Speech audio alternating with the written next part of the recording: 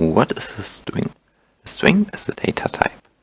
In JavaScript we have 7 of them, and a string is used to store text.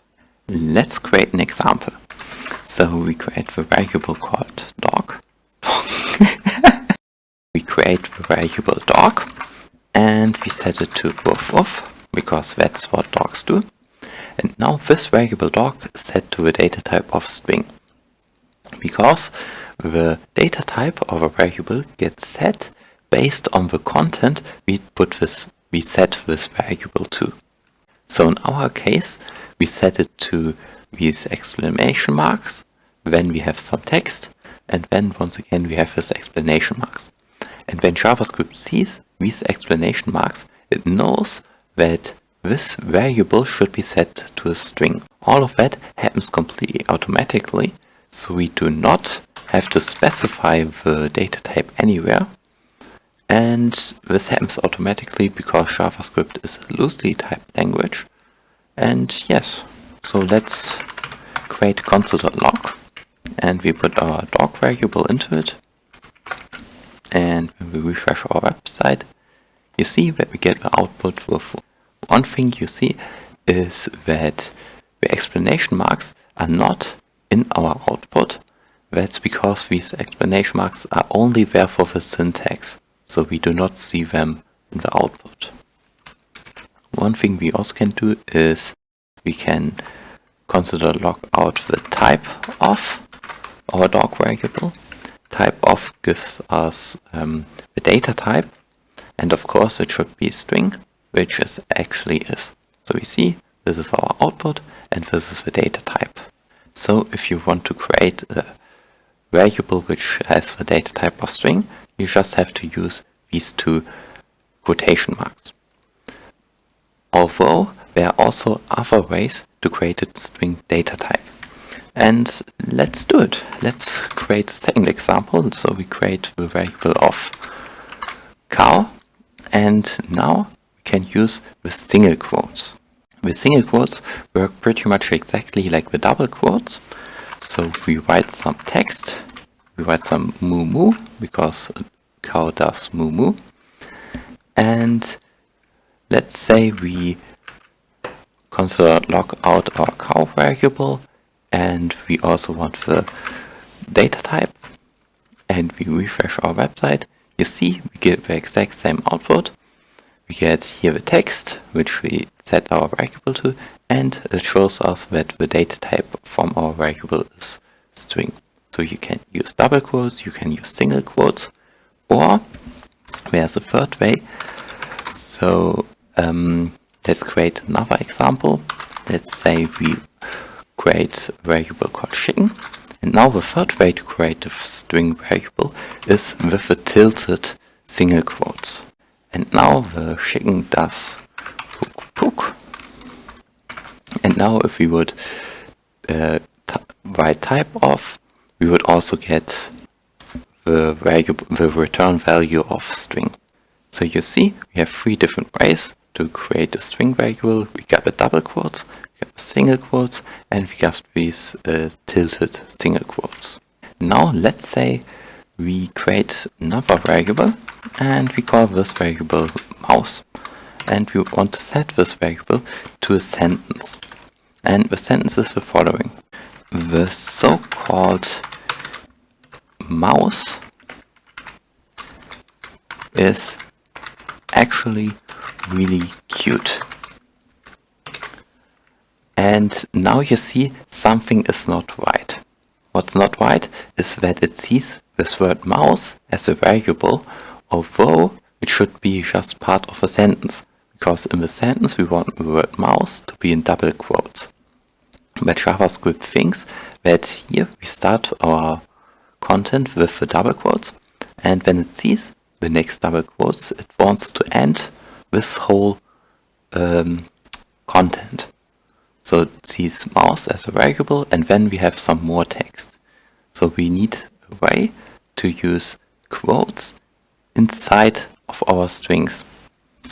And we can use this by using the single quotes inside the double quotes. So let's create a console.log, from our mouse. And now if we refresh our web page, we get the output. The so-called mouse is actually really cute. But now the problem is, maybe we want not single quotes as the output, but we want double quotes. So how do we do this? We do this in the same way that we created this variable cow. So we create the string with the single quotes, and then when we use the single quotes, inside them we can actually use the double quotes. And so if we go back to our website and refresh it, and now we get the output, the so-called mouse. It's actually really cute. And now we have mouse in the double quotation marks. If it's not possible to use the single quotation marks, or for some other reason you want to use the double quotation marks, then there's also another way. The way is to use escape characters. So an escape character is pretty much just a backslash, and it shows JavaScript that the following character, in our case it's this double exclamation mark, should not be part of a syntax. So it kind of cancels all of the function that this quotation mark has. And now if we refresh our web page, you can see we get the exact same output, but now we use the double quotation marks to create our content of our variable. Now we will look at string operators. So here you can see we got a variable called color, and it is set to green, and it is also a string.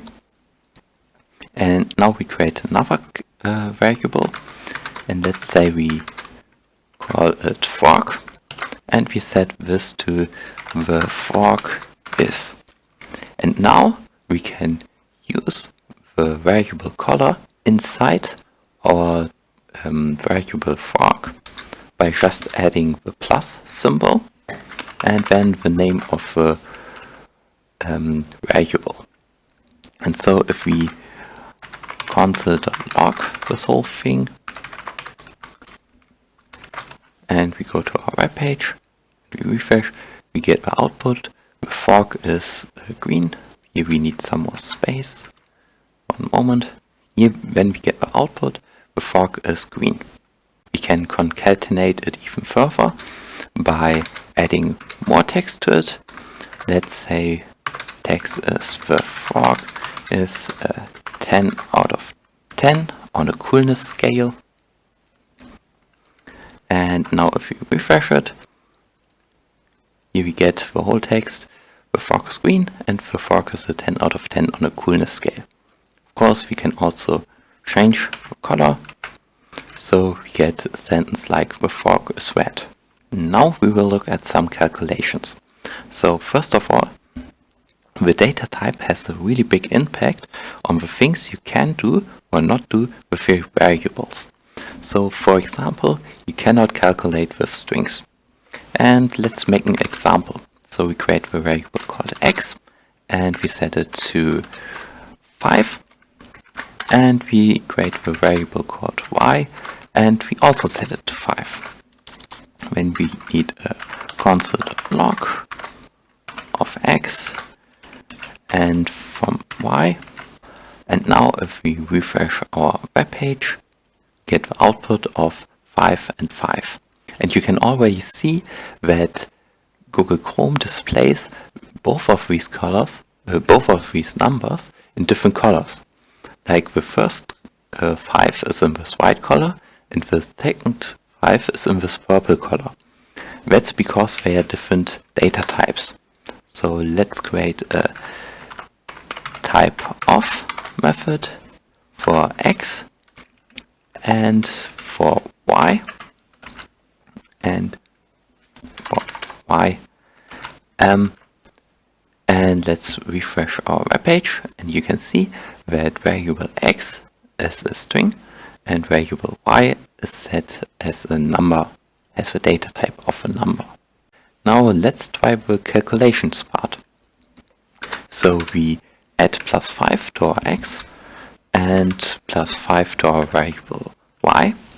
And now if we refresh this whole thing, we see something really interesting. First of all, variable x is still a string data type, and variable y is still a number data type. And here variable y is 5 plus 5, it does calculations, so we get a number of 10. But in the case of a variable x, we get the number of 55. That's because we don't have any calculations, but rather it sees these numbers as text. So it just takes the 5 and it puts the other 5 right next to it. So if you want to do actual calculations, you have to really make sure that your data type is that of a number, because otherwise you would end up with completely false results. And you have to be really careful, because just having one string element inside of our variable is enough to change the whole data type to string. The next thing we look at are string methods. So first of all, here we have a variable called sheep, which is set to meh, and we want to create a string method from this variable. So how do we do this? We do this by writing the name of a variable, adding a dot to it, and now VS Code already shows us a ton of possible methods. So let's create an example. Let's say we write charAt2, and of course we also need a console.log to actually see an output. We copy this into here, and now we push this a bit up and save it, and now we look at our website and we get the result of h, because what the charAt method does, it takes the character at this specified place, in our case it's place 2, and yes, the console.log puts it into our console. One thing you have to keep in mind is that strings always start as 0. So m is 0, when we get 1, and then we get 2. So h is number 2. Let's say we would have character at place 5, and we would refresh, then here we give us a. Let's create another string method, and let's say we have a string method of length, which does pretty much exactly what the name says. Here we get as a return value 7, because our string is 7 characters long. 1, 2, 3, 4, 5, 6, 7. Keep in mind that the space also counts as 1 character. And yes, the 7 is also a number data type. So if we have seen before the difference between numbers and strings, and this 7 is a number, and so we can use it for further calculations. Let's make a third example, and let's say we use the string method of toUpperCase with brackets. Don't forget the brackets. And it does exactly what the name says. It puts our whole string into uppercase. And now 3 examples should be enough for you to understand it. Like I said, here we have a whole list of a lot of different string methods, and they do pretty much what they say. You know how to create them, and yes, that's it for this video. Thanks for watching. Bye.